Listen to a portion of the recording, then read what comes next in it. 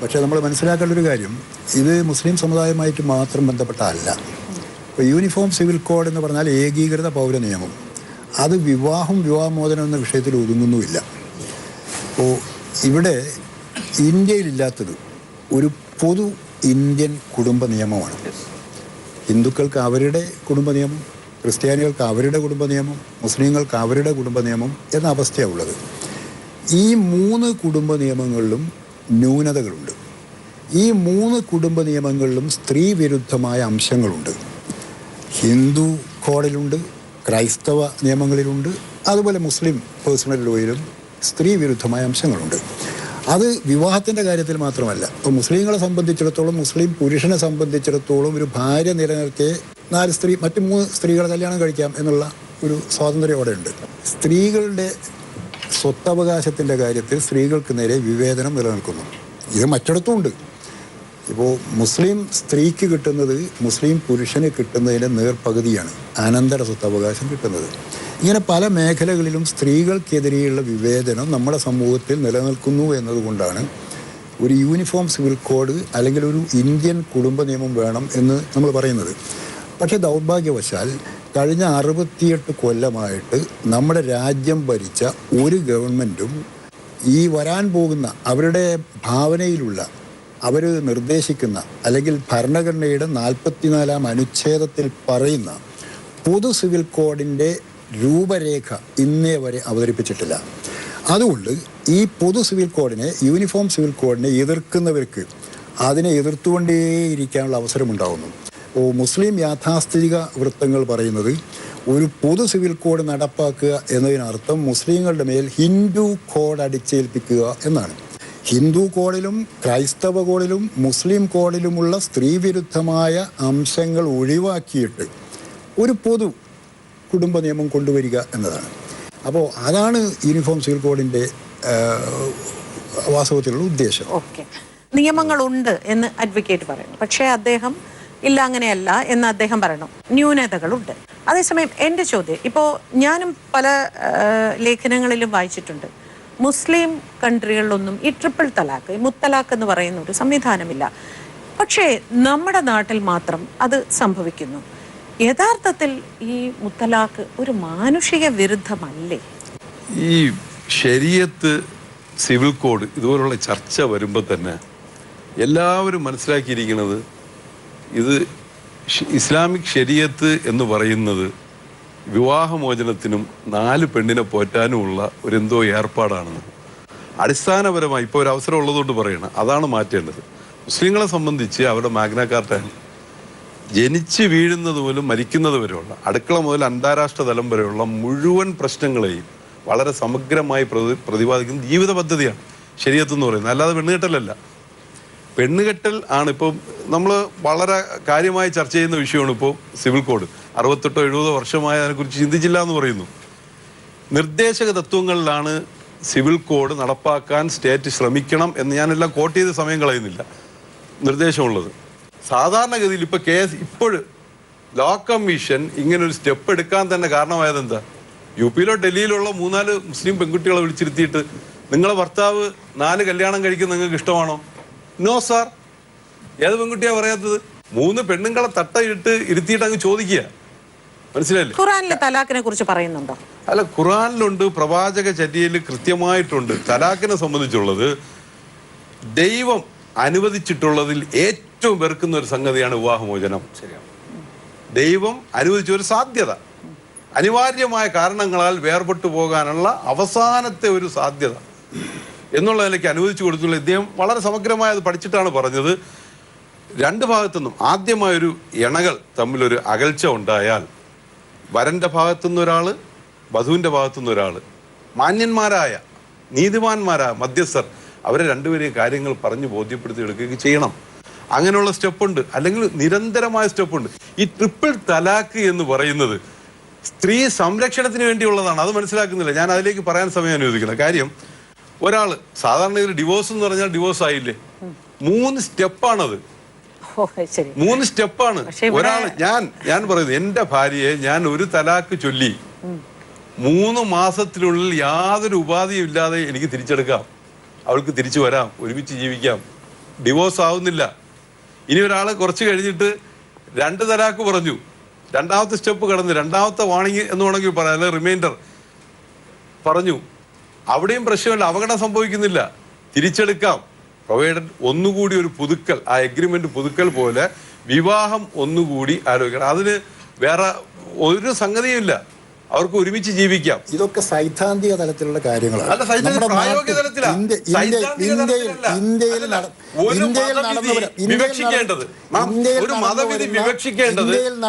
പ്രമാണങ്ങളിൽ നോക്കിയാണ് എന്ന് പറയുന്നത്. ഇവിടെ മുത്തലാഖ് എന്ന് പറയുന്നത്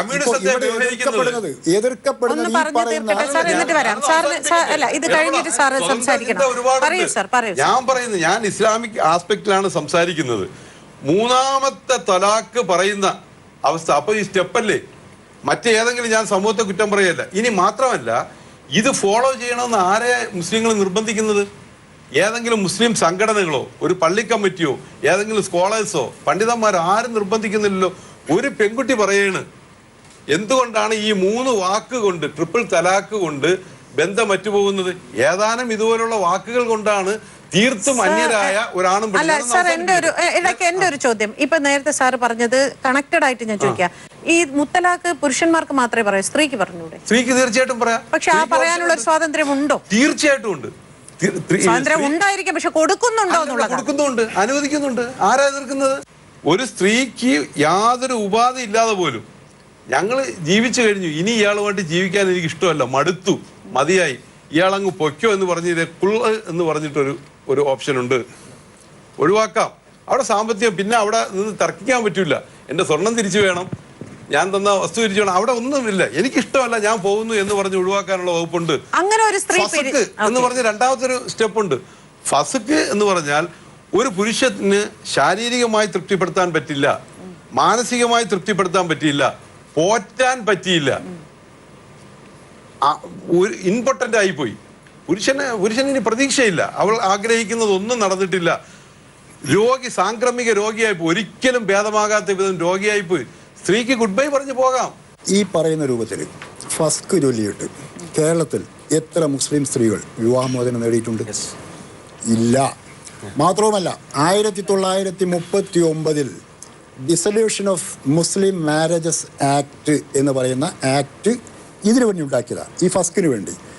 ഭർത്താവിന് ചിത്തഭ്രമമുണ്ടായാൽ, ഭർത്താവിനെ ദീർഘകാലം കാണാതായാൽ, ഭർത്താവ് മറ്റേതെങ്കിലും രൂപത്തിൽ രോഗിയായാൽ, അതല്ലെങ്കിൽ ഭർത്താവ് ഈ പറയുന്ന പോലെ ദേഹോപദ്രവം ചെയ്താൽ ഒക്കെ സ്ത്രീക്ക് ഇങ്ങനെ ഒരവസരം കൊടുക്കണം എന്ന് പറയുന്ന ഏർപ്പാട് തീർച്ചയായിട്ടും ഇസ്ലാമിലുണ്ട്. പക്ഷേ 1937 ആദ്യമായിട്ട് ബ്രിട്ടീഷുകാരുടെ കാലത്ത് ഇവിടെ മുസ്ലിം പേഴ്സണൽ ലോ കൊണ്ടുവരുന്നത്. മുഹമ്മദൻ ലോ ആണത്. അന്ന് ഈ ഏർപ്പാട് അതിലുണ്ടായിരുന്നില്ല. 2 കൊല്ലം കഴിഞ്ഞ് 1939 ഈ വകുപ്പ് എഴുതി ചേർക്കാനുള്ള കാരണം മനസ്സിലാക്കണം നമ്മൾ. അന്ന് ചില മുസ്ലിം സ്ത്രീകൾ അവർക്ക് അവരുടെ ഭർത്താക്കന്മാരിൽ നിന്ന് മോചനം കിട്ടാൻ വേണ്ടി മതം മാറാൻ തുടങ്ങി. ഒരു മുസ്ലിം സ്ത്രീ മതം മാറിയാൽ, ഹിന്ദു ആയാൽ അല്ലെങ്കിൽ ക്രിസ്ത്യാനി ആയാൽ, അമുസ്ലിമായി മാറിക്കഴിഞ്ഞാൽ അതോടുകൂടി വിവാഹം ദുർബലപ്പെടും. ഇങ്ങനെയുള്ളൊരവസ്ഥ വന്നപ്പം അന്നത്തെ മുസ്ലിം മതപണ്ഡിതന്മാർ ആവശ്യപ്പെട്ടിട്ടാണ് ബ്രിട്ടീഷുകാർ ഈ പറയുന്ന മുസ്ലിം മാരേജസ് ഡിസൊല്യൂഷൻ ആക്ട് കൊണ്ടുവരുന്നത്. എന്ന് വെച്ചാൽ മുസ്ലിം ജനസംഖ്യ കുറഞ്ഞു പോകുമെന്ന ആശങ്കയിൽ നിന്ന് അവരാവശ്യപ്പെടുകയായിരുന്നു. മുസ്ലിം സ്ത്രീകൾ ഹിന്ദു സ്ത്രീകളായി മാറിക്കഴിഞ്ഞാൽ അവർക്കുണ്ടാകുന്ന കുട്ടികൾ പിന്നീട് ഹിന്ദുക്കളായിട്ട് വളരും. അങ്ങനെയുള്ളൊരവസ്ഥാവിശേഷം ഇല്ലാതാക്കാൻ വേണ്ടി അവരാവശ്യപ്പെട്ടിട്ടാണ് കൊണ്ടുവന്നത്. പിന്നെ ഈ പറയുന്നത് പോലെ ഇതൊക്കെ ഖുർആനിൽ ഇങ്ങനെയൊക്കെ പറയുന്നുണ്ട് എന്ന് പറയുന്നുണ്ടെങ്കിലും ഈ പറയുന്ന ട്രിപ്പിൾ തലാഖ് എന്ന് പറഞ്ഞാൽ ഇൻസ്റ്റന്റേനിയസ് ട്രിപ്പിൾ തലാഖാണ് നമ്മുടെ നാട്ടിൽ നടക്കുന്നത്. അതായത് ഒരു മുസ്ലിം പുരുഷൻ ഞാൻ നിന്നെ വിവാഹമോചനം നടത്തിയിരിക്കുന്നു എന്ന് ഒറ്റ ശ്വാസത്തിൽ ഒറ്റ ഇരിപ്പിൽ 3 വട്ടം പറഞ്ഞാൽ ഇന്ത്യയിലെ നിയമം അനുസരിച്ച് വിവാഹമോചനമായി. എന്തിനത് പറയണ്ട, ഇന്ന് ഗൾഫിൽ നിന്ന് SMS വഴി ഡിവോഴ്സ് എന്ന് പറഞ്ഞുകൊണ്ട് അയച്ചാൽ മതി, വിവാഹമോചനം നടന്നു കഴിഞ്ഞു. അങ്ങനെ മുസ്ലിം സ്ത്രീകൾക്ക് നേരെ ക്രൂരമായ വിവേചനം നിലനിൽക്കുന്നത് കൊണ്ടാണ് ഇദ്ദേഹം സൂചിപ്പിച്ച ഷമീം ആര കേസിൽ 2002 കേസിൽ 2003 സുപ്രീം കോടതി വിധി പറഞ്ഞു അത് തെറ്റാണ്. നിങ്ങളുടെ ഖുർആൻ വെച്ച് നോക്കുകയാണെങ്കിലും ഈ പറയുന്ന രൂപത്തിലുള്ള ട്രിപ്പിൾ തലാഖ് തെറ്റാണ് എന്ന് പറഞ്ഞു. അത് കഴിഞ്ഞ് 2005 വീണ്ടും പറഞ്ഞു കോടതികൾ പലപ്പോഴും പറഞ്ഞിട്ടുണ്ട്. പക്ഷേ അഖിലേന്ത്യാ മുസ്ലിം വ്യക്തി നിയമ ബോർഡ് എന്ന് പറയുന്ന നമ്മുടെ നാട്ടിലെ മിക്കവാറും എല്ലാ മുസ്ലിം മത രാഷ്ട്രീയ സംഘടനകളും അതിൻ്റെ ഭാഗമായിട്ടാണ് ഇപ്പോൾ നിൽക്കുന്നത്. അവരൊക്കെ പറയുന്നത് ട്രിപ്പിൾ തലാഖ് എന്ന് പറയുന്നത് തെറ്റല്ല എന്നാണ്. അതിനുവേണ്ടി അവർ രണ്ടാം ഖലീഫ ഉമറിൻ്റെ കാലത്തുണ്ടായ ഒരു സംഭവത്തെ വാസ്തവത്തിൽ തെറ്റായി ധരിപ്പിച്ച് പ്രചരിപ്പിക്കുകയും ചെയ്യുന്നുണ്ട്. ഉമറിൻ്റെ കാലത്ത് ഇങ്ങനെ ഒരു ഭർത്താവ് ഞാൻ നിന്നെ വിവാഹമോചനം നടത്തിയിരിക്കുന്നു എന്ന് 3 വട്ടം പറഞ്ഞ് വിവാഹമോചനം നടത്തി. ആ സ്ത്രീ ആ പുരുഷനെയും കൂട്ടി വന്നു, ഉമർ വിളിപ്പിച്ചു. ഇതൊക്കെയാണ് കഥ. ഉമർ വിളിപ്പിച്ചിട്ട് ആ പുരുഷനോട് നീ ചെയ്തത് തെറ്റാണ്, ഇത് ഇസ്ലാം പറയുന്നതല്ല, ഒറ്റയടിക്ക് 3 വിവാഹമോചനം നടത്താൻ പാടില്ല എന്ന് പറഞ്ഞ ആൾക്ക് ശിക്ഷ നൽകി. എന്നിട്ട് ഈ സ്ത്രീയോട് ചോദിച്ചു, ഇവനോടൊപ്പം നീ ഇനിയും നിൽക്കാൻ ആഗ്രഹിക്കുന്നുണ്ടോ എന്ന്. അപ്പോൾ ആ സ്ത്രീ പറഞ്ഞു, ഞാൻ നിൽക്കാൻ ആഗ്രഹിക്കുന്നില്ല എന്ന്. അപ്പോഴാണ് ഈ ഖലീഫ ഉമർ പറഞ്ഞത്, നീ ചെയ്തത് തെറ്റാണ്, പക്ഷേ നിന്നോടൊപ്പം നിൽക്കാൻ ഈ സ്ത്രീ ആഗ്രഹിക്കാത്തത് കൊണ്ട് നിന്റെ വിവാഹമോചനം തൽക്കാലം നിയമപരമാണ് എന്ന് ഞാൻ പറയുന്നു. കാരണം നിവൃത്തിയില്ലാത്തതുകൊണ്ട്. പക്ഷേ അതിന് യാതൊരു നിയമപരമായ പ്രാബല്യവും ഇല്ല. ഇത് വെച്ചാണ് അഖിലേന്ത്യാ മുസ്ലിം വ്യക്തിനിയമ ബോർഡും നമ്മുടെ നാട്ടിലെ മിക്കവാറും എല്ലാ മുസ്ലിം മത രാഷ്ട്രീയ സംഘടനകളും ഇപ്പോൾ പറയുന്നത് മുത്തലാഖ് അത് നിയമവിധേയമാണ്, പൊതു സിവിൽ കോഡ് കൊണ്ടുവരാൻ പാടില്ല. പൊതു സിവിൽ കോഡ് കൊണ്ടുവരിക എന്ന് പറയുന്നത് ഹിന്ദു കോഡ് മുസ്ലിങ്ങളുടെ മേൽ അടിച്ചേൽപ്പിക്കാനുള്ള ശ്രമമാണ്, മുസ്ലിങ്ങളുടെ സാംസ്കാരിക വ്യക്തിത്വം ഇല്ലാതാക്കാൻ ശ്രമിക്കുകയാണ് എന്നൊക്കെ പറയുന്നത്. ഇസ്ലാമിലെ ഒരു കസ്റ്റം ഫോളോ ചെയ്യാൻ ഞങ്ങൾ തയ്യാറല്ല. അവർ ക്വിറ്റ് ചെയ്യണം, പുറത്തു പോവാണ്. പോയാലിവിടെ ആർക്കാ പ്രശ്നം? ഒരു പ്രശ്നമല്ല. ഇനി ഇതൊന്നുമല്ല, ഒരു സ്ത്രീയും പുരുഷനും സ്പെഷ്യൽ മാരേജ് ആക്ട് അനുസരിച്ച് വിവാഹിതരായി, അവർക്ക് ഈ ഒരു മുത്തലാഖും ബാധകമല്ലല്ലോ, ഒരു ശരീഅത്തും ബാധകമല്ലല്ലോ, ഒരു സിവിൽ കോഡും ബാധകമല്ല. പിന്നെ കോമൺ സിവിൽ കോഡിനെ സംബന്ധിച്ച് പറയുകയാണെങ്കിൽ കോമൺ സിവിൽ കോഡ് ആർക്കാണ് ദോഷം ഉണ്ടാക്കുന്നത്? മുസ്ലിം സമൂഹത്തിന്റെ ചര്യകളോ അനുഷ്ഠാനങ്ങളോ ആചാരങ്ങളോ മുറകളോ അവരിൽ മാത്രം ഒതുങ്ങിക്കുന്നതല്ലേ? വേറെ ഏതെങ്കിലും മതസമൂഹത്തെ ബാധിക്കുന്നുണ്ടോ? മതമില്ലാത്തവരെ ബാധിക്കുന്നുണ്ടോ? പിന്നെ തേനും പാലും പഞ്ചസാര എല്ലാം കൂടെ കൂട്ടിക്കുറുക്കി ഒന്നുമല്ലാതാക്കുന്ന സിവിൽ കോഡാണ് വരാൻ പോകുന്നത്. അതൊരിക്കലും ഇന്ത്യയിൽ പ്രായോഗികമല്ല, നടപ്പാകാൻ പോകുന്നതല്ല, തീർത്തും പൊളിറ്റിക്കൽ അജണ്ടയാണ്. പിന്നെ ഡിവോഴ്സ് ചെയ്യാനുള്ള ഒരു പ്രൊവിഷൻ ഇല്ലെങ്കിൽ, ഞാനൊന്ന് പറഞ്ഞ് അവസാനിപ്പിക്കട്ടെ, ഡിവോഴ്സ് ചെയ്യാനുള്ള, ഇദ്ദേഹം പറഞ്ഞു 2ാമത് വിവാഹം കഴിക്കാൻ പറ്റില്ല എന്ന് പറയുന്നത് യുക്തിസഹമാണോ? കോടതി മാത്രമല്ല, ഇവിടെ മുസ്ലിം സമൂഹത്തിൽ മാത്രമാണ് ഡിവോഴ്സ് നടക്കുന്നത്. നമ്മളെ പരമോന്നതനായ ഒരു വ്യക്തിത്വം ഇന്ത്യയിൽ, അദ്ദേഹം ചെറുപ്പകാലത്ത് ഒരു കല്യാണം കഴിച്ചു. ഇന്നും അദ്ദേഹം ജീവിച്ചിരിപ്പുണ്ട്, ഭാര്യ ജീവിച്ചിരിപ്പുണ്ട്. ഒരു സെക്കൻഡ് ജീവിതം അവരുടെ ഇടയിൽ നടപ്പായില്ല. പക്ഷെ അദ്ദേഹം ഡിവോഴ്സ് ചെയ്താണ് ഒഴിവാക്കിയിരുന്നെങ്കിൽ ആ സ്ത്രീക്ക് മാന്യമായി ഇന്ന് ജീവിക്കാമായിരുന്നു. ആഗ്രഹിക്കുകയാണെങ്കിൽ മറ്റൊരു പുരുഷനോടൊപ്പം അന്തസ്സായി പൊതുസമൂഹത്തിൽ ജീവിക്കാമായിരുന്നു. കഴിഞ്ഞ വർഷം ഒരു പാസ്പോർട്ടിന് വേണ്ടി അപ്ലൈ ചെയ്യാൻ പോലും ആ സ്ത്രീക്ക് വിദേശത്ത് പോകാൻ ആഗ്രഹിച്ചു. കുടുംബപരമായ ആവശ്യത്തിന് പുറത്തു പോകാൻ ആ സ്ത്രീക്കുള്ള അവകാശം പോലും നിഷേധിക്കപ്പെട്ടു. എന്തുകൊണ്ടാണ്? ഡിവോഴ്സ് ചെയ്യാത്തതുകൊണ്ട്. അത് ആരെങ്കിലും ന്യായീകരിക്കുന്നുണ്ടോ? ആ വ്യക്തിയാണ് പറഞ്ഞത്, ബഹനവും മുസൽമാനവും ബഹനവും വന്നേക്കും നിങ്ങളെ ഞാൻ രക്ഷിച്ചേരാന്ന് പറയുന്നു. തീർത്തും UP പോലെയുള്ള സംസ്ഥാനത്ത് വരുന്ന ഇലക്ഷനെ ബേസ് ചെയ്താണ് കോമൺ സിവിൽ കോഡ് ഇന്ന് ചർച്ച ചെയ്യപ്പെടുന്നത്. അല്ലാതെ മുസ്ലിങ്ങളെ രക്ഷിക്കാനല്ല, സഹോദരിമാരെ രക്ഷിക്കാനല്ല, പൊതുസമൂഹത്തെ രക്ഷിക്കാനല്ല.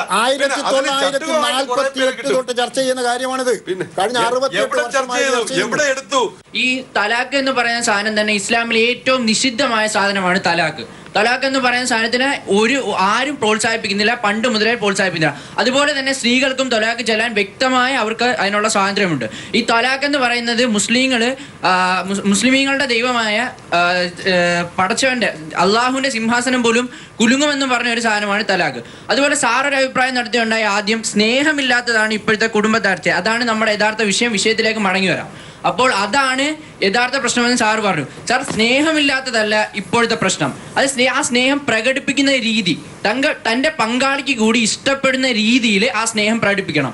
ചിലപ്പോൾ നെറ്റിയിൽ ഒരു ചുംബനമായിരിക്കാം ഒരു ഭാര്യയോ അല്ലെങ്കിൽ തിരിച്ചൊരു തലോടലായിരിക്കും ഒരു ഭർത്താവോ ആഗ്രഹിക്കുന്നത്. ആ രീതിയിലുള്ള ഒരു ഇടപഴകി. കല്യാണം കഴിച്ചില്ല ഉടനെ ഇതൊക്കെയാണ് അദ്ദേഹത്തിന്റെ സ്വപ്നം. അപ്പോൾ ആ ഒരു രീതിയിൽ അതാണ് ആദ്യം മനസ്സിലാക്കണമെന്ന് പറയുന്നത്. എങ്ങനെ സ്നേഹം പ്രകടിപ്പിക്കണം? ഒരു സ്നേഹവും ലവും സെക്സും രണ്ടാണ്. അത് ചെയ്യുമ്പോഴല്ല ഒരിക്കലും സ്നേഹം ഉണ്ടാകുന്നത്. സ്നേഹം എന്ന് പറയുന്ന സാധനം പ്രകടിപ്പിക്കാനുള്ള വഴി ആദ്യം തന്റെ പങ്കാളി എങ്ങനെയാണ് അതിനെ ഫീൽ ചെയ്യുന്നത്, തന്റെ പങ്കാളിക്ക് ഫീൽ ചെയ്യുന്ന രീതിയിൽ സ്നേഹിക്കാൻ പഠിക്കണം. എങ്കിലും മാത്രമാണ്. അത് കണക്ക് തന്നെ വേറൊരു കാര്യം, ഇമ്പോർട്ടൻ്റ് ആയിട്ടുള്ള പോയിന്റ് ആണ്. ഒരിക്കലും കോടതിയിൽ ഒരു കൗൺസിൽ ചെയ്യുന്നതിനോ അല്ലെങ്കിൽ ഒരു ഏജൻസിയിൽ പോയി കൗൺസിൽ ചെയ്യുന്നതിനോ ഞാൻ അതിനെ അംഗീകരിക്കുന്നില്ല. നമ്മുടെ ഒരു മ്യൂച്വൽ ഫ്രണ്ട്, അതായത് നമ്മളെ രണ്ടുപേരെയും വ്യക്തമായി മനസ്സിലാക്കുന്ന ഒരു ഫ്രണ്ട്, നമ്മളെ ക്വാളിറ്റീസും നമ്മളെ ഡിസ്ക്വാളിറ്റീസും കറക്റ്റ് ആയിട്ട് മനസ്സിലാക്കുന്ന ഒരു ഫ്രണ്ടാണ് കൗൺസിൽ ചെയ്യുന്നതെങ്കിൽ അതായിരിക്കും ബെറ്റർ വേ. ആ സംഗതികളെല്ലാം പരാജയപ്പെട്ടു പോകുമ്പോഴാണ് കോടതിയിലെത്തുന്നത്. പിന്നെ കോടതിയുടെ മുമ്പിൽ ഒരു ഫ്രണ്ട് ഇല്ല. കോടതിയുടെ മുമ്പിലുള്ള 17-18 കോടതിയുടെ മുമ്പിലുള്ള ഈ 17-18 വയസ്സിൽ ഖുർആനിൽ പറയുന്ന വിവാഹമോചനത്തെ പറ്റിയൊക്കെ പൂർണ്ണമായിട്ട് പഠിച്ചു. സാർ അത് വ്യക്തമായി സാറിന് മനസ്സിലാക്കാൻ പറയുന്നു. ഞാൻ ഒന്നങ്ങോട്ട് പറയട്ടെ. ഒന്ന് തലാഖ് എന്നല്ല പറയണ്ടത്, അറബി വാക്ക് ത്വലാഖ്. അതിനർത്ഥം പറയട്ടെ, മോചിപ്പിക്കൽ എന്നാണ് അതിനർത്ഥം. നേരെ മറിച്ച് സ്ത്രീകൾക്ക് ഇപ്പുറത്തേക്ക് വിവാഹമോചനം നടത്താൻ അവകാശമുണ്ട് എന്ന് പറഞ്ഞല്ലോ. അവകാശമുണ്ട്. അതിന് ത്വലാഖ് എന്നല്ല പറയുന്നത്. അതിന് ഒന്ന് എന്ന് പറയും, ഒന്ന് ഫസ്ക് എന്ന് പറയും. അവിടെ അല്ല, സാങ്കേതികതയല്ല. അല്ല, അത് മോചിപ്പിക്കലല്ല.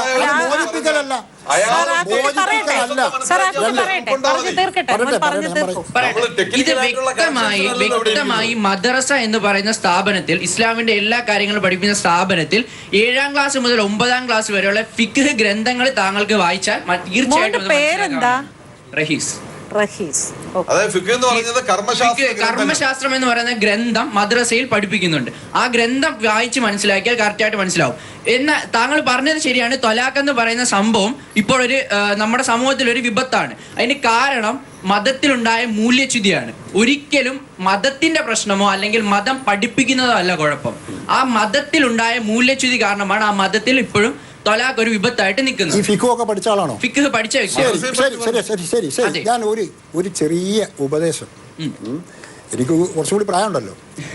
ഇനി ഭാവിയിലെങ്കിലും മുസ്ലിങ്ങളുടെ ദൈവം എന്ന് പറയരുത്. അത് അനിസ്ലാമികാണ്.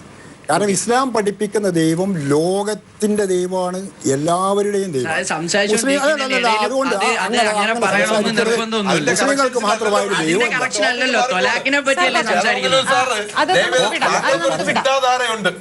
താങ്കൾ നിൽക്കുന്ന ഒരു ചിന്താധാരയിലേക്ക് ആ കുട്ടി വരണം എന്ന് ആശിക്കരുത്.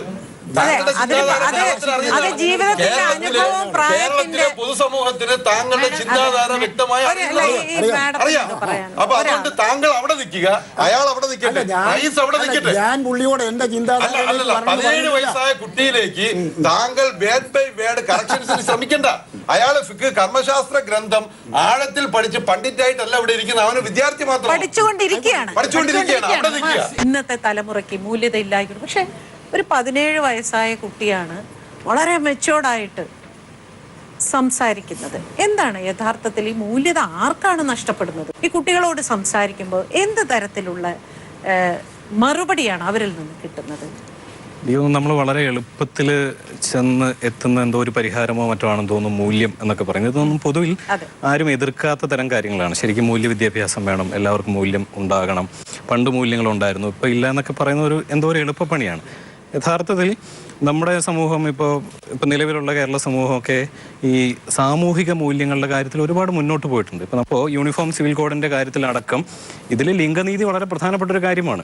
അപ്പോൾ അതൊരു വിവാഹം എന്ന് പറയുന്നത് അത് മതത്തിൻ്റേത് മാത്രമായിട്ടുള്ള ഒരു അഫെയർ ആണെന്നുള്ള രീതിയിൽ നമ്മൾ ചുരുക്കി കെട്ടുമ്പോൾ അതിലെ പൊളിറ്റിക്കലായ കാര്യങ്ങൾ, അതിലെ സാമൂഹികമായ കാര്യങ്ങൾ, അതിലെ സാമ്പത്തികമായ കാര്യങ്ങൾ, അതിലെ ഈ എന്താ പറയുക പവർ റിലേറ്റഡ് ആയിട്ടുള്ള സംഗതികൾ ഇതെല്ലാം വിസ്മരിക്കപ്പെടുകയാണ്. ഈ മൂല്യമാകട്ടെ എന്താകട്ടെ ഒരു ധാർമ്മികതയും ഒരു മാന്യതയും, ഞാൻ അവിടേക്ക് വരാം, മാന്യതയ്ക്ക് വരാം. നമ്മുടെ തലമുറയിൽ എൻ്റെ പ്രായത്തിനിടയ്ക്ക് ഞാൻ കണ്ടിട്ടുള്ളത്, എൻ്റെ കുട്ടിക്കാലത്താണ് ഞാൻ കാണുന്നത്, അനൂപിന്റെ അച്ഛൻ എന്ന് പറയും. ഭർത്താവിന് അഭിസംബോധന അനൂപിന്റെ അച്ഛൻ. അല്ല, ഉണ്ടാവുന്നതിന് മുമ്പ് അറിയാമല്ലോ. അല്ല, ഞാൻ പല സ്ത്രീകളോടും ചോദിക്കാറുണ്ട്, മോന്റെ അച്ഛൻ എന്ന് പറയുമ്പോ ഈ മോൻ ഉണ്ടാവുന്നതിന് മുമ്പ് നിങ്ങൾ എന്താ പറഞ്ഞത്? കേട്ടോന്ന് വിളിക്കും. അത് കഴിഞ്ഞ് നമ്മുടെ തൊട്ടടുത്ത ജനറേഷനിൽ നമ്മൾ കണ്ടത് എന്താണ്? തൊട്ടടുത്ത് കണ്ട അല്ല അല്ല സാറേ, അവിടുന്ന് അതിനു മുമ്പ് ഉണ്ടായിട്ട് പിന്നെ കുറച്ചുകൂടി മാറി പേര് പറഞ്ഞ് വിളിക്കുന്ന ഒരു സംഭവത്തിലോട്ട് വന്നു. ഇപ്പൊ അവിടെ നിന്ന് മാറി, അതായത് പാർട്ട്നേഴ്സ് എന്നുള്ള രൂപത്തിലാണെന്ന് തോന്നുന്നു. പേര് പറയുന്നിടത്ത് നിന്ന് മാറിയിട്ട് ഡാ ഡോ വിളിക്കുന്നിടത്തേക്ക് വന്നു. സ്വന്തം ഭർത്താവിന് അന്യയുടെ മുമ്പിൽ വെച്ച് ഡാ എന്ന് വിളിക്കുന്ന അല്ലെ ഡോ എന്ന് വിളിക്കുന്ന ആ ഒരു രീതി പോടാന്നുള്ള ഡാ അല്ല സർ, അല്ല എന്ത് ഡാ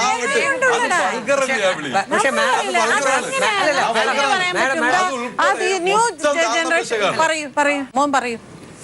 അല്ല, ഈ ഡാ ഡേ എന്നുള്ളതിനൊന്നും കുഴപ്പമൊന്നുമില്ല. കാരണം എന്ന് വെച്ചാൽ നമ്മളൊരു യജമാനോടല്ല സംസാരിക്കുന്നത്, നമ്മുടെ ജീവിത പങ്കാളിയോട് തന്നെയാണ് സംസാരിക്കുന്നത്. അപ്പൊ നമ്മളൊരു വലിയ ഒരു നല്ല ഡെസ്പായിട്ട് നിൽക്കാന്ന് വെച്ചോ, പോട്ടാ സാരല്ലടാ, ഈ ഒരു വാക്ക് മതി, ചിലപ്പോ ആ ഒരു ടൈം ആയിരിക്കാം, ആ ഒരു രീതിയിൽ നമ്മൾ അതിൽ നിന്ന് മാറ്റിക്കൊണ്ടുവരും.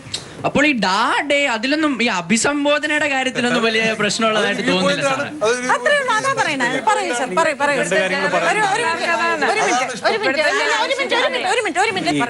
നമ്മുടെ യുവ സുഹൃത്ത് പറഞ്ഞാൽ ഒരു കാര്യമുണ്ട്. ഇന്നത്തെ സമൂഹത്തിലുള്ള കുട്ടികൾ എന്നൊക്കെ പറയുന്നത് ശരിക്കും പറഞ്ഞു കഴിഞ്ഞാൽ നമ്മളവരെ കുട്ടികളായിട്ട് കാണുന്ന പോലെ അഡോളസൻസ്, കൗമാരക്കാർ, അവരുടേത് താരതമ്യേന ആരോഗ്യകരമായിട്ടുള്ള ശീലങ്ങളാണെന്നാണ് ഒരു അധ്യാപനം എന്നുള്ള രീതിയിൽ എനിക്ക് തോന്നിയിട്ടുള്ളത്.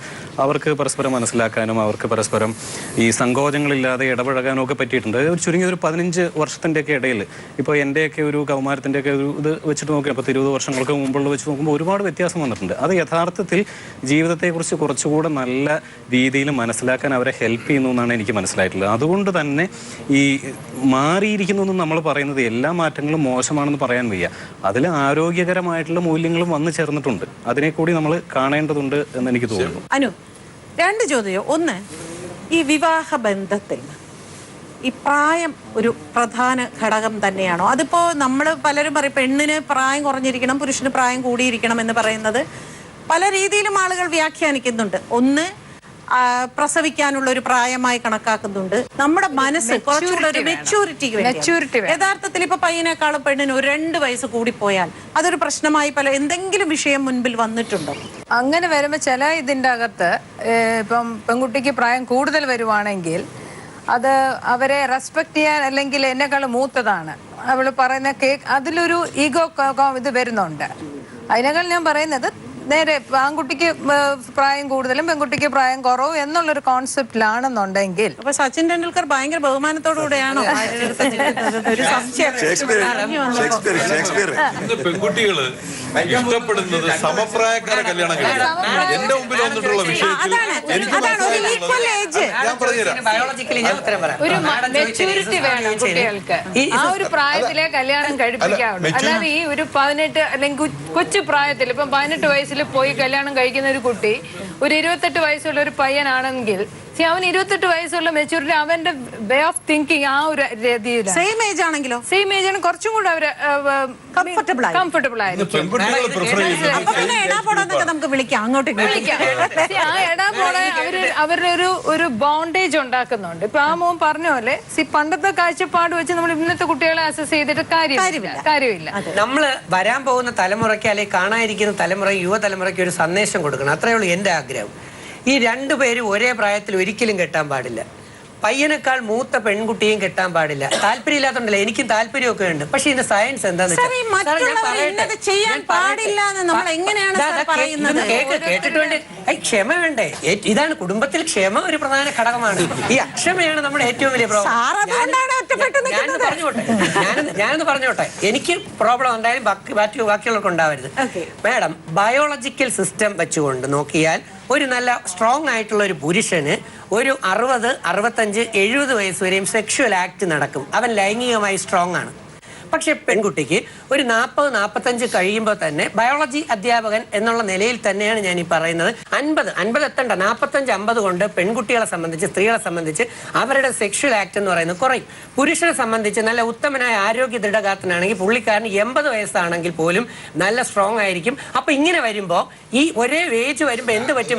ഇല്ലല്ല, ഈ പുരുഷന് സ്വാഭാവികമായി ഈ പുരുഷന് പിന്നെ മറ്റൊരു അഫെയറിലേക്ക് പോകാൻ ഒരു വളം നമ്മൾ വെച്ചു കൊടുക്കരുത്. ശരി, അതാണ് ഞാൻ സാറിനോട് ചോദിക്കാന്ന് വെച്ചാൽ, ഇത് സത്യത്തിൽ ഇങ്ങനെ ബയോളജി അങ്ങനെയൊക്കെ കാണേണ്ട ഒരു വിഷയമാണെന്ന് തോന്നുന്നുണ്ടോ സാർ?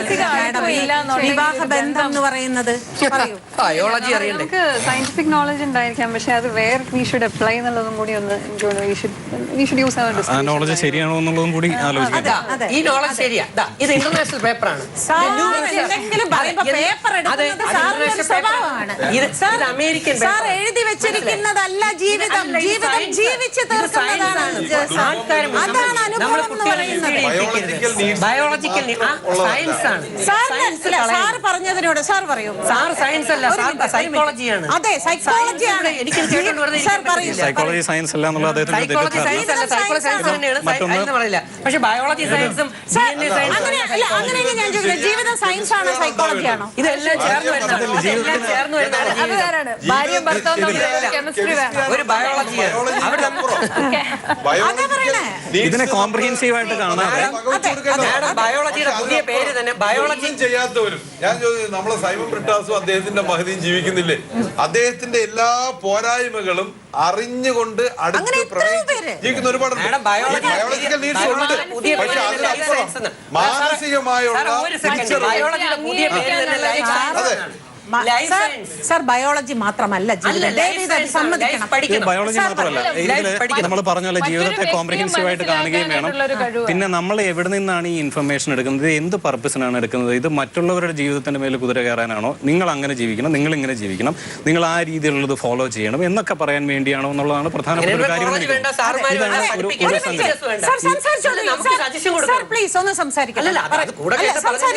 ഈ നമ്മുടെ സമൂഹത്തിൽ എന്തോ ഇങ്ങനെ ഈ വ്യക്തികളെ സഹിക്കാൻ ഭയങ്കര ബുദ്ധിമുട്ടുണ്ട്. നമ്മളെല്ലാം റോളുകളിലേക്ക് ചുരുക്കും. അതായത് ഈ എന്താ പറയുക, ഇന്നയാളുടെ അനിലിൻ്റെ അച്ഛനോ അല്ലെന്നുണ്ടെങ്കിൽ ഇന്നയാളുടെ ഭർത്താവ്, ഇന്നയാളുടെ ഭാര്യ എന്നൊക്കെയുള്ള രീതിയിൽ നമുക്ക് റോളുകളാണ് പ്രധാനം. അതിന് പകരം വ്യക്തിയുടെ താല്പര്യങ്ങൾ, അതിൻ്റെ ഉള്ളിൽ തന്നെ ഒരു കുടുംബത്തിൻ്റെ ഉള്ളിൽ തന്നെ ആ വ്യക്തിയും എല്ലാ വ്യക്തികളും നടത്തേണ്ടതായിട്ടുള്ള വ്യക്തിപരമായ ജീവിതം ഉണ്ടല്ലോ, അതിന് നമ്മൾ ഒരു പുല്ല് വില കൊടുത്തിട്ട് ഇതെല്ലാം ഈ ഒരു റോളിൻ്റെ ഉള്ളിലേക്ക് ചുരുക്കുക. കുടുംബം നിലനിൽക്കാൻ വേണ്ടി പരമാവധി കോംപ്രമൈസ് ചെയ്യുക. അങ്ങനെയാണ് ഈ കോംപ്രമൈസ് എന്ന് പറയുന്ന വാക്കൊക്കെ അവിടെ വരുന്നത് തന്നെ, വിട്ടുവീഴ്ച എന്നൊക്കെ പറഞ്ഞ സംഗതികൾ വരുന്നത്. അപ്പോൾ അത്തരത്തിൽ ഇതിനെ ചുരുക്കുന്നതും കൊണ്ടും കൂടിയാണ് ഈ പല പ്രശ്നങ്ങളും ഉണ്ടാകുന്നത്. ആ രീതിയിൽ സമൂഹം കുറച്ച് മാറുന്നുണ്ടെന്നാണ് ഞാൻ വിചാരിക്കുന്നത്. അത് പോസിറ്റീവാണ് ടു സം എക്സ്റ്റെന്റ്. അതെ, മാഡം ഞാനൊരു കാര്യം ചോദിക്കട്ടെ. ഇപ്പം നമ്മൾ ഒരു ദാമ്പത്യം എന്ന് പറയുന്ന ബയോളജിയും സൈക്കോളജിയും ഇതെല്ലാം ഇരിക്കട്ടെ, സാധാരണഗതിയിൽ ഒരു വനിതാ കമ്മീഷന്റെ മുൻപിൽ വരുമ്പോൾ ഏറ്റവും ഉയർന്നു വരുന്ന പ്രശ്നം എന്താണ്? ഒരു ഭാര്യയും ഭർത്താവും തമ്മിൽ സ്വത്താണോ, അതോ ഈ പറയുന്ന ബയോളജിക്കൽ പ്രശ്നമാണോ, അതോ സൈക്കോളജിക്കൽ പ്രശ്നമാണോ, എന്താണ് സംഭവം? എനിക്ക് തോന്നുന്നു ഇതെല്ലാം വരുന്നുണ്ട്, എല്ലാ പ്രശ്നങ്ങളും വരുന്നുണ്ട്. ഒന്നും നമുക്ക് പ്രത്യേകം ഒന്ന് എന്ന് പറയാനായിട്ട് പറ്റിയില്ല. അല്ല, ചില കേസിൽ ചിലത് മാത്രമായിരിക്കാം, എന്നെ ഒരിക്കലും മനസ്സിലാക്കുന്നില്ല, സൈക്കോളജിക്കൽ പ്രശ്നങ്ങളൊക്കെ വരുന്നുണ്ട്. ചിലവരത് കൂടുതലായിരിക്കും. പിന്നെ എന്താണെന്ന് വെച്ചാൽ നമ്മളിപ്പം സൊസൈറ്റി മാറിപ്പോയി. പണ്ടത്തെ ചിന്താഗതി വെച്ച് പുലർത്തുന്ന ആൾക്കാർ ഇന്ന് നമ്മുടെ സമൂഹത്തിൽ ഒത്തിരി പേരുണ്ട്. അപ്പൊ അതേ രീതിയിൽ അന്ന് ജീവിച്ചതുപോലെ ഇപ്പോഴുള്ളവരും ജീവിക്കണം എന്ന് പറഞ്ഞാൽ അല്ല മാഡം, ഞാൻ കുടുംബ കോടതിയിൽ ഞാൻ കണ്ട ഒരു സ്ത്രീ ഏകദേശം ഒരു 60-65 വയസ്സ് പ്രായമുണ്ട്. അവരാണ് വിവാഹമോചനത്തിന് അപ്ലൈ ചെയ്തിരിക്കുന്നത്. എനിക്ക് അത്ഭുതം തോന്നി. 65 വയസ്സായ ഒരു സ്ത്രീക്ക് എനിക്ക് വിവാഹമോചനം വേണമെന്ന് പറയാൻ ഇപ്പോഴാണ് അവർ എംപവേർഡ് ആയത്. അത് ഇങ്ങനെ തന്റെ ജീവിതം ഇങ്ങനെ പ്രശ്നമാണ്. അതെ, തീർച്ചയായിട്ടും. കാരണം ഇത്രയും നാളും സഹിച്ചു ആ സഹനത്തിന് ഇനിയെങ്കിലും ഒരു അറുതി വേണം എന്നുള്ള ഒരു ആഗ്രഹത്തോടു കൂടിയാണ്. സൈക്കോളജിക്കൽ പ്രശ്നമില്ല, ബയോളജിക്കൽ പ്രശ്നമില്ല, സാമ്പത്തിക പ്രശ്നമില്ല, ഒന്നുമില്ല. അല്ല, അഡ്ജസ്റ്റ് ചെയ്ത് മടുത്തതുകൊണ്ടായിരിക്കാം അഡ്ജസ്റ്റ്മെന്റ് അവിടെ പറ്റുന്നില്ല. നല്ല നിലയ്ക്ക് ഭർത്താവിനെ എല്ലാ അർത്ഥത്തിലും പാദസേവ ചെയ്ത് പവിത്രമാണ് ഈ ബന്ധമെന്ന് കണ്ട് എല്ലാ അർത്ഥത്തിലും പിന്തുണ നൽകി ജീവിക്കുന്ന ഒരു സ്ത്രീക്ക്, ഭാര്യയ്ക്ക് ഒരു പക്ഷേ ഭർത്താവിൻ്റെ അവഗണന പോലും സഹിക്കാൻ വേണ്ടി പൊട്ടിത്തെറിക്കുന്ന ഒരവസ്ഥയുണ്ട്. ഞാൻ ഇത്രയൊക്കെ സഹിച്ചു, ഇത്രയൊക്കെ ചെയ്തു, ഇതൊക്കെ എന്നെ ഒന്നും മനസ്സിലാക്കുന്നില്ലല്ലോ, എന്നെ ഒന്നും മനസ്സിലാക്കുന്ന പോലും ഇല്ലല്ലോ എന്ന് പറഞ്ഞിട്ട് ഒഴിയുന്ന സ്ത്രീകളുണ്ട്. ഒരു കഴിഞ്ഞിട്ട് നാളെയോ മറ്റന്നാളോ അല്ല, കുറെ കഴിയുമ്പോൾ അങ്ങനെ പോലും പോകുന്നുണ്ട്, എന്നെ മനസ്സിലാക്കിയില്ല. പല അമ്മമാർ, അത് ഏറ്റവും കൂടുതൽ ആൺകുട്ടികളുടെ അമ്മമാർ തന്നെയായിരിക്കും, ഇവനെ ഒന്ന് ശരിയാക്കണമെങ്കിൽ ഒരു കല്യാണം കഴിപ്പിച്ചാലേ ശരിയാവും. അങ്ങനെ വർക്ക്ഷോപ്പിലേക്ക് വിടുന്നവര് എന്താണ് അങ്ങനെ ചെയ്യാം. അതാണ് ഞാൻ ആദ്യം പറഞ്ഞത്. ഇതിന്റെ അകത്ത് സുഖം മാത്രമല്ല, ഈ സിനിമയെ കാണുന്ന പോലെ അല്ല ജീവിതം. ഒരുപാട് ഹേർഡിൽസിന്റെ അകത്തുണ്ട്. ഇതെല്ലാം ഫേസ് ചെയ്യണം എന്നുള്ളതും ആ സമയത്ത് പാരന്റ്സ് ഇവർക്കൊരു സപ്പോർട്ടായിരിക്കണം. അല്ലാതെ നേരത്തെ പറഞ്ഞ പോലെ എൻ്റെ മോന് പ്രശ്നമില്ല, എൻ്റെ മോക്ക് പ്രശ്നമില്ല, അവര് തമ്മിൽ അടിക്കാനുള്ള ഒരു വേദി ഉണ്ടാക്കുന്നതിനെക്കാട്ടിലും അവര് ഒരുമിച്ചിരുത്തി ഇവരെന്താണ് ഇന്ന പ്രശ്നം, വൈഫിന് ഇന്ന പ്രശ്നം താങ്കൾ കാരണം ഉണ്ടാകുന്നു, അല്ലെങ്കിൽ തിരിച്ചു അതുപോലെ എന്നെങ്കിലേ അവരോരിലുള്ള കുറവുകള് അങ്ങോട്ടും ഇങ്ങോട്ടും മനസ്സിലാക്കി അത് റെക്ടിഫൈ ചെയ്ത് ഇമ്പ്രൂവ് ചെയ്ത് പോകാനായിട്ട് പറ്റുള്ളൂ. സർ, നമ്മൾ കേരളം ആണ് ഏറ്റവും കൂടുതൽ ഈ പറയുന്ന ബന്ധങ്ങൾക്ക് മൂല്യത കൽപ്പിക്കുന്നവർ എന്ന് അതേക്കുറിച്ചാണ് നമ്മൾ ഏറ്റവും വാദോരാതെ സംസാരിക്കുന്നത്. അതേ കേരളത്തിൽ തന്നെയാണ് ഏറ്റവും അധികം ഡൈവോഴ്സ് സംഭവിക്കുന്നു എന്നും പഠനങ്ങൾ പറയുന്നു. അതിനോടൊപ്പം തന്നെ ഇന്ന് ഞാൻ ഈ ഇടയ്ക്ക് എവിടെ ഒരു ആർട്ടിക്കിൾ വായിച്ചിരുന്നു, ഏറ്റവും അധികം വിവാഹേതര ബന്ധങ്ങൾ, എക്സ്ട്രാ മെറിറ്റൽ റിലേഷൻഷിപ്പ് സംഭവിക്കുന്നുണ്ട് എന്ന് കേൾക്കുന്നു. അങ്ങനെയുള്ള കേസുകൾ മുമ്പിൽ വരുമ്പോൾ എങ്ങനെയായിരിക്കും അത് ഡീൽ ചെയ്യുന്നത്? അതായത് ഇപ്പൊ എൻ്റെ മുമ്പിലുള്ള ഒരു കേസുണ്ട്. ആ കേസിൽ ആ കുട്ടിയുടെ നിലവിലുള്ള പ്രായം 17 വയസ്സാണ്. ഇനി ആ 18 വയസ്സാകാനായിട്ട് ഇനിയിപ്പോൾ ആ കുട്ടിക്ക് ഒരു 5 മാസം കൂടി ഉണ്ടെങ്കിൽ മാത്രമേ അയാൾ 18 വയസ്സ് പൂർത്തിയാകൂ. അതിനു മുമ്പ് ആ ബന്ധം ശിഥിലമായി പോയി. ആ ബന്ധം ശിഥിലമായി പോയതിൻ്റെ അടിസ്ഥാന ഘടകം എന്ന് പറയുന്നത് ഭർത്താവിൻ്റെ എക്സ്ട്രാ മാരിറ്റൽ റിലേഷൻഷിപ്പാണ്. 18 വയസ്സിന് താഴെയുള്ള ഒരു പെൺകുട്ടി ഒരു ജീവിത സാഹചര്യത്തിലേക്ക് പെട്ടെന്ന് ഒരു ദാമ്പത്യ ജീവിതത്തിലേക്ക് എത്തപ്പെടുമ്പോൾ അവർ തമ്മിലുള്ള ഒരു physical contact may be it is so tough. അത് ആ ഒരു സിറ്റുവേഷനോടൊപ്പം ഒന്ന് പൊരുത്തപ്പെട്ടു പോകാനുള്ള ഒരു മാനസികമായ ഒരു മെച്യൂരിറ്റിയിലേക്ക് പെൺകുട്ടി വളരാതെ വരികയും ഭർത്താവിൽ ഭാര്യയോട് അതൃപ്തിയുടെ അംശം കൂടുകയും ചെയ്ത സാഹചര്യങ്ങളുണ്ട്. ഇത്തരം സാഹചര്യത്തിൽ ഒരു എക്സ്ട്രാ മാരിറ്റൽ റിലേഷൻഷിപ്പ് പോസിബിളാണ്. അത് ഒരു ഘടകം. 2, സാമ്പത്തിക നേട്ടങ്ങളും അല്ലെങ്കിൽ സാമ്പത്തികമായി കൂടുതൽ സമ്പാദിക്കണം എന്ന ഉദ്ദേശത്തോടു കൂടി നാട്ടിൽ കൂടുതലായിട്ടുള്ള സൗകര്യങ്ങൾ ഉണ്ടാക്കിയിടുകയും അവരെ വേണ്ട വിധം ഗൈഡ് ചെയ്യാനുള്ള ആൾക്കാർ വീട്ടിലില്ലാതിരിക്കുകയും വളരെ മൈക്രോ ഫാമിലിയായി രൂപാന്തരപ്പെടുകയും ചെയ്തതിന് ശേഷം വിദേശത്ത് നിൽക്കുന്ന ഭർത്താക്കന്മാർ ധാരാളമായി നമ്മുടെ നാട്ടിലുണ്ട്. അപ്പോൾ ഇന്ന് ഇൻ്റർനെറ്റിൻ്റെ കാലഘട്ടമാണ്, വാട്സപ്പിൻ്റെ കാലഘട്ടമാണ്, ഫേസ്ബുക്കിൻ്റെ കാലഘട്ടമാണ്. ചാറ്റിങ്ങുകളിലൂടെയും പുതുതായിട്ട് ചില റിലേഷൻഷിപ്പുകൾ ഡെവലപ്പ് ചെയ്യപ്പെടുകയും അത്തരത്തിലുള്ള അവരുമായി ഇങ്ങനെ ഒരു എക്സ്ട്രാ മാരിറ്റൽ റിലേഷൻഷിപ്പ് കീപ്പ് ചെയ്യാൻ ഉതകുന്ന തരത്തിലുള്ള സാഹചര്യങ്ങൾ സംജാതമാക്കപ്പെടുകയും ചെയ്യുന്ന സ്ഥലത്താണ് എക്സ്ട്രാ മാരിറ്റൽ റിലേഷൻഷിപ്പ് ഉണ്ടാകുന്നത്. അത് ഒരു പ്രധാനപ്പെട്ട ഘടകം. ബിന്ദുവിനോട് എനിക്ക് ചോദിക്കാനുള്ളത്, ബിന്ദുവിൻ്റെ അടുത്ത് ചോദിച്ചു തുടങ്ങിയോ അച്ഛനും അമ്മയും തമ്മിൽ വല്ലതും? ഇല്ല മാം, ഇല്ല. അതിനുള്ള അറിയാറായി അല്ല, അതിനുള്ളൊരു പ്രായം ചോദിക്കും, എവിടെയാണെന്ന് ചോദിക്കും, എബ്രോഡാണ്, അത്രേ ഉള്ളൂ. ഒരു വിവാഹമോചന കേസ് നേരിട്ട് കൊണ്ടിരിക്കുന്ന ഒരു സ്ത്രീ സമൂഹത്തിൽ ബുദ്ധിമുട്ട് അനുഭവിക്കുന്നു. തീർച്ചയായിട്ടും. എന്തൊക്കെ രീതി? മാം, അവൾ ഒരു കുഞ്ഞിനെയും കൊണ്ട്, അല്ലെങ്കിൽ ഒരു കുഞ്ഞാവാത്തൊരു സ്ത്രീ, അവളൊരു വിവാഹമോചിത ആണെങ്കിൽ സമൂഹം ഒരുപാട് ക്വസ്റ്റ്യൻസിന് അവൾ ആൻസർ ചെയ്യേണ്ടി വരും അല്ലേ? ഒരുപാട് എന്ന് വെച്ചാൽ ഇപ്പോൾ ഒരു ഭർത്താവിൻ്റെ കൂടെ ജീവിക്കുന്ന ഒരു സ്ത്രീ ആ സ്ത്രീക്ക് എന്തൊക്കെ ആവശ്യങ്ങളുണ്ട്, അല്ലെങ്കിൽ ആ സ്ത്രീക്ക് എവിടെയൊക്കെ, അതുപോലെ ഭർത്താവില്ലാത്തൊരു സ്ത്രീക്കും പോകേണ്ടി വരും അല്ലെ? തൻ്റെ സ്വന്തം കാര്യങ്ങൾക്ക്, തൻ്റെ കുഞ്ഞിൻ്റെ കാര്യങ്ങൾക്ക് അവൾക്ക് പോകേണ്ടി. അതെല്ലാം അവൾ ഒരാളോട് മിണ്ടിയാൽ, അല്ലെങ്കിൽ പരിചയമുള്ള ഒരാളിൻ്റെ കൂടെ വീട്ടിൽ വന്നാൽ അല്ലെങ്കിൽ ബൈക്കിൽ തീർച്ചയായിട്ടും ഒരുപാട് ക്വസ്റ്റ്യൻസ് സമൂഹം അവളോട് ചോദിക്കും. അത് തീർച്ചയായും ഒരുപാട് പ്രശ്നങ്ങൾ സ്വന്തം വീട്ടുകാരിൽ നിന്നുണ്ടാവാറുണ്ട്. ആദ്യം ഒരു ഭർത്താവ് ഉപേക്ഷിച്ച ഒരു സ്ത്രീക്ക് ആദ്യം സപ്പോർട്ട് വേണ്ടത് തൻ്റെ മാതാപിതാക്കളിൽ നിന്നാണ്. എത്ര കുടുംബങ്ങളിൽ അങ്ങനെ സ്വന്തം മാതാപിതാക്കളും സഹോദരന്മാരും മറ്റുള്ളവരും അവൾക്ക് സപ്പോർട്ട് കൊടുക്കുന്നുണ്ട്? ഇല്ല. ഭർത്താവിൽ നിന്നും, ഭർത്താവിൻ്റെ വീട്ടുകാരിൽ നിന്നും ഈ പ്രശ്നങ്ങളും ഇതായിട്ടാണല്ലോ ഒരു വിവാഹബന്ധം വേർപെടുത്തി തൻ്റെ വീട്ടിലേക്ക് വരുന്നത്. അവിടെ അത് പ്രത്യേകിച്ച് വരുമാനങ്ങളൊന്നുമില്ലാത്തൊരു സ്ത്രീ, ഒരു ജോലിയോ വേറെ വരുമാനങ്ങളൊന്നും ഇല്ലാത്തൊരു സ്ത്രീക്ക് സ്വന്തം മാതാപിതാക്കളിൽ നിന്ന്, അല്ലെങ്കിൽ മറ്റുള്ള സഹോദരി, അല്ലെങ്കിൽ മറ്റുള്ള ബന്ധം എത്ര സപ്പോർട്ട് ഉണ്ട്, അവർ കൊടുക്കുന്ന സപ്പോർട്ട് ചിലപ്പോൾ അവരെ ജീവിക്കാൻ പ്രേരിപ്പിക്കും. ബിന്ദുവിന്റെ ഈ വിഷയത്തിൽ നിങ്ങൾ തമ്മിലുണ്ടായ ഈ പ്രശ്നത്തിൽ നിങ്ങളുടെ കുടുംബക്കാർ ഇടപെട്ടോ? ഇല്ല മാം, ഞാൻ അതിനൊരു അനുവദിച്ചിട്ടില്ല. എന്തുകൊണ്ട്? ഇല്ല, എൻ്റെ പ്രശ്നങ്ങൾ ഞാൻ തന്നെയാണ് സോൾവ് ചെയ്തത്. വീട്ടുകാരെ ഇടപെടുത്തി അത് കൂടുതൽ വഷളാക്കണ്ടെന്ന് പറഞ്ഞിട്ട്.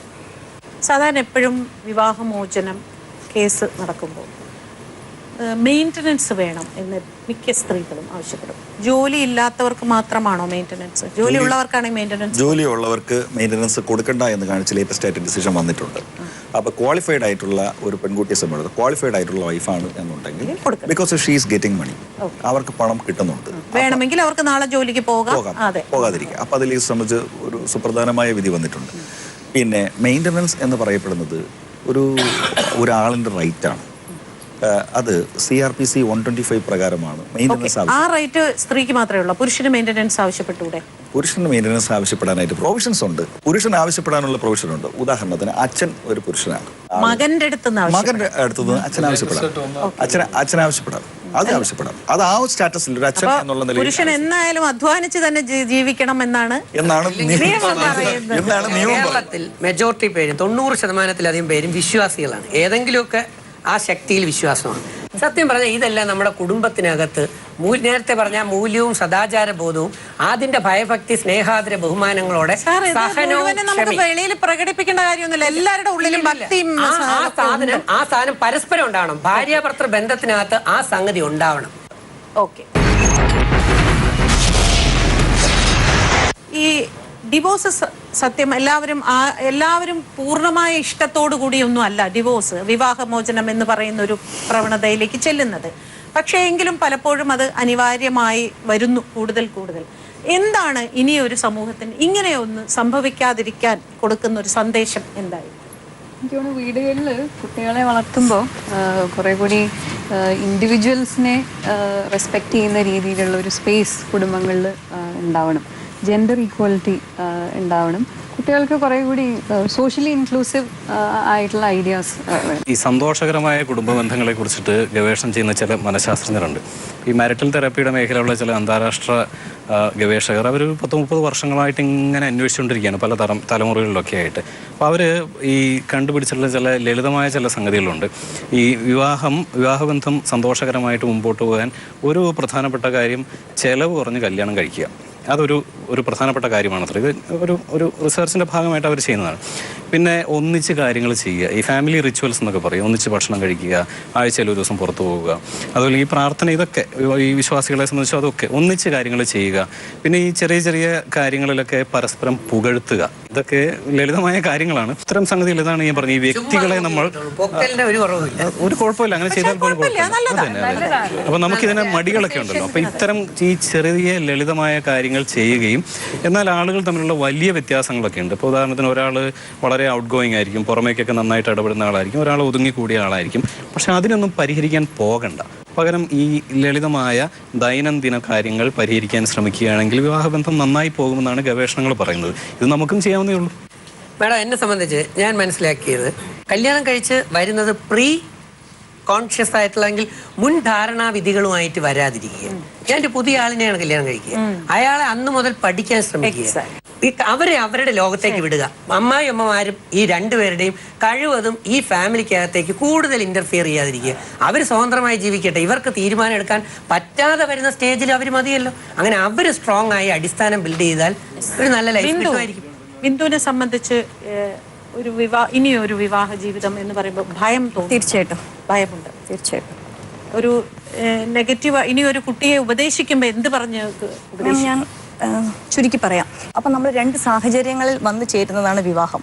അപ്പം നമ്മൾ അതിൽ ചിലപ്പോൾ വിദ്യാഭ്യാസത്തിന് ഏറ്റക്കുറച്ചിലുകൾ ഉണ്ടാവും, സൗന്ദര്യത്തിനുണ്ടാവും, വിദ്യാഭ്യാസത്തിനുണ്ട്, ജാതിയിലുണ്ട്.